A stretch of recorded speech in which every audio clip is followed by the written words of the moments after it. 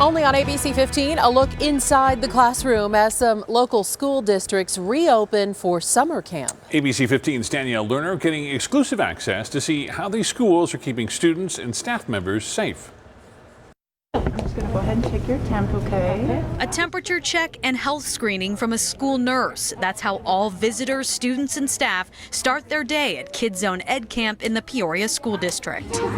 Normally we have 20 to 24 in a classroom, and so during this summer camp, we only have the 9 in the classroom. Registration capped at 2 classrooms on 3 campuses throughout the district. There's now a waiting list, every spot filled in less than an hour. The biggest question that we had is kind of what does social distancing in the classroom look like? On the Frontier Elementary campus, siblings are grouped together and the kids sit side by side, a safer option, the district says, than facing one another 6 feet apart. Each student has their own materials. There are distancing markers on the floor, increased hand washing, and a staff member solely dedicated to sanitizing toys, supplies, and places where groups may gather. Mask wearing is allowed, but not required. They can have those meaningful interactions with their peers, and we'll be taking the steps needed so that way they're still safe in the classroom. Now, not all of the preventive measures are as obvious. For instance, this is what they call their cozy corner. It would usually have a few students at a time in it, but this one was built specifically for only 1 student on the inside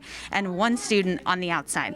Other preventive measures include temperature checks at 11 a.m. and 3 p.m. daily, individually packaged meals eaten in class, no field trips, and isolation areas for anyone who looks or feels sick. Some of these steps won't be possible with hundreds of kids on campus, but the district says it's a testing ground to get a better idea of what could work and what doesn't as they work to release a more concrete reopening plan sometime next month. How are we going to provide drinking water safely? How are we going to do drop-off?